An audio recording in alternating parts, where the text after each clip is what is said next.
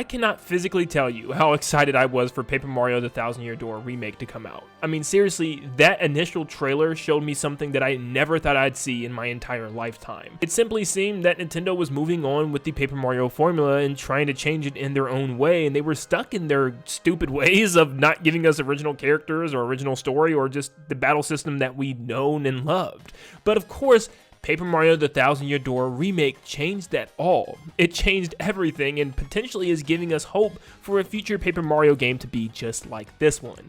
But with that said, I couldn't help but think, what if, and I mean just what if, Nintendo did a remake of this game, but did it in the worst way possible? What if Paper Mario The Thousand Year Door turned into something completely different, along the lines of Sticker Star and Color Splash? I also thought this would be a good idea to show people the alternate universe of what could have happened and why people hate these other games so much, and why they're so vastly different. And maybe after showing you this, a lot of people will start to understand why we love 64 and the Thousand Year Door so much. But let's dive into what the Thousand Year Door would have looked like. First off, the name of the game and the story would have changed completely, because for some reason they decided that Paper Mario didn't deserve a unique story. I mean, it's an RPG at the end of the day.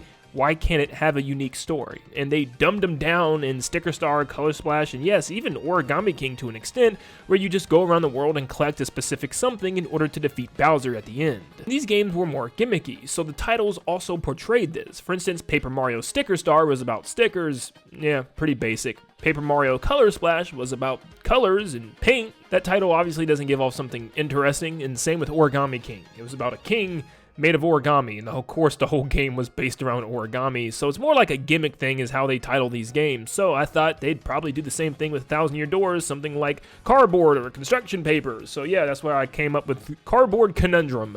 It just sounds like something Nintendo would do. With a game like The Thousand Year Door, you can tell it has a rich and meaningful story, and that's something that Sticker Star, Color Splash, and even Origami King don't even come close to having. This story is very intriguing, and every single chapter keeps you on your toes with their individual stories that all tie into the whole story, which makes every single region and every single chapter even more interesting. So you'd probably go to each location still collecting the crystal stars, just like you did the paint stars, or like you did the crown stickers before, so it's the same type of situation. I guess Nintendo could technically rename this game Paper Mario The Crystal Stars, but that still sounds a little too unique for Nintendo. The main villain would not be the X-Nauts because they're too unique. It really wouldn't make sense. So instead, it probably would just be Bowser and maybe some type of like evil star. Maybe one of the crystal stars are evil, and that's the main villain that's like helping to control Bowser or something like that. It's corrupting Bowser in order to fight Mario at the end. So maybe some type of like crystallized Bowser you have to fight. Which also means there'd be no Shadow Queen at the end, which is one of the coolest parts of the game. But let's dive in a little deeper and talk about what else would have changed. Let's talk about locations. Petalburg and Petal Meadows probably would have stayed the same. It's overall a pretty basic grassland themed area, and I think Nintendo could have kept this going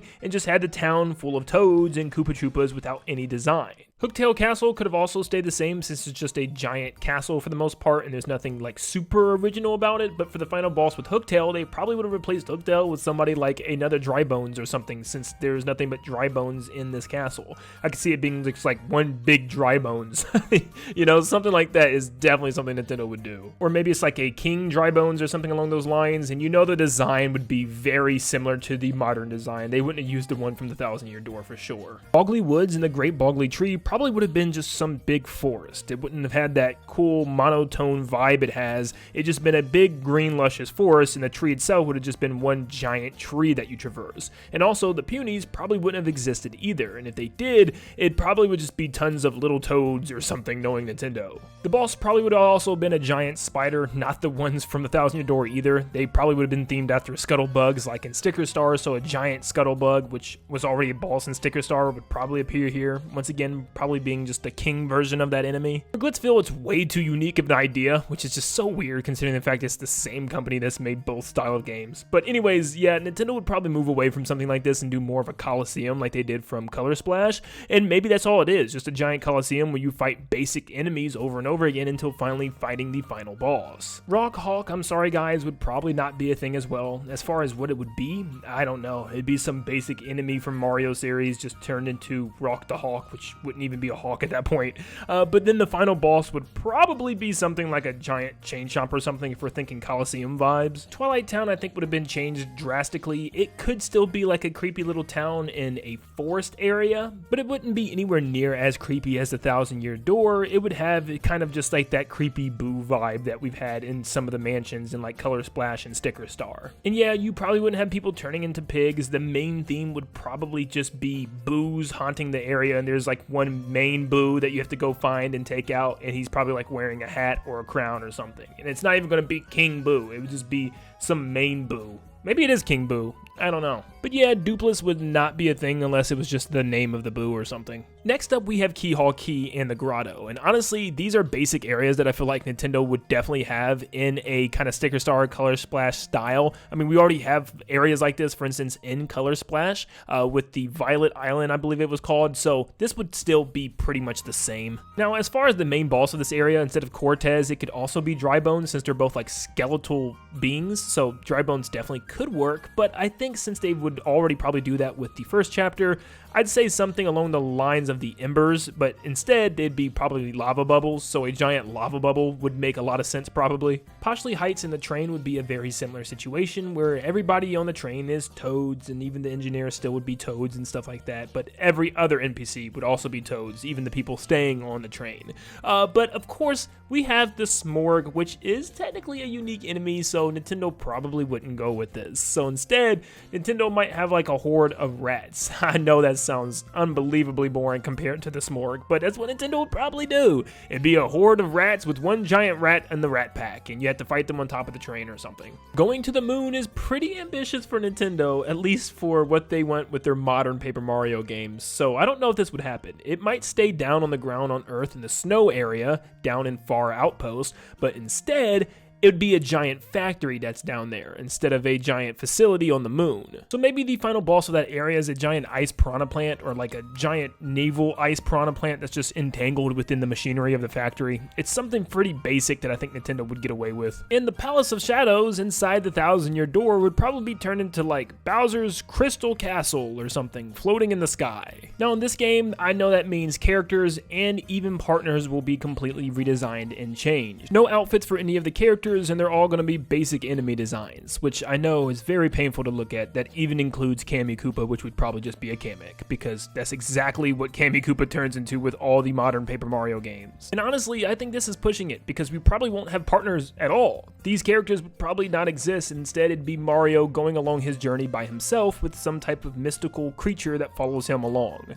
Whether it be like a butterfly, or a sticker or paint bucket like Sticker Star and Color Splash, it'd probably be like a floating piece of cardboard or something, or some scissors, some type of arts and craft thing, I don't know. But still, yeah, there'd probably be no partners in this game. And we haven't even talked about the battle system. This would probably be completely changed. I mean, they changed it for Super Paper Mario, for Sticker Star, for Color Splash, and even Origami King, so we probably would not have a turn-based RPG with basic button action commands. If this game is based on like construction paper or cardboard or something along those lines, it probably would be very similar to Sticker Star and Color Splash, where you choose a specific cardboard attack or something, and there's like thing items that you can find in order to use. And of course, you'd probably be getting no XP whatsoever from battles. So as you can see, this game would be completely different. You'd have very basic locations with no partners, and every single character and NPC being Toad, Shy Guys, basic enemies from Bowser's army. Not to mention a stray from basic turn-based RPG action to a more boring, non-leveling up version, and also boring and weak enemy design and boss design as well. Now obviously, this was something Nintendo could not afford to mess up on. This is a game that fans love so much, so they had to keep it as true to the original as possible, and they did a phenomenal job, and I'm still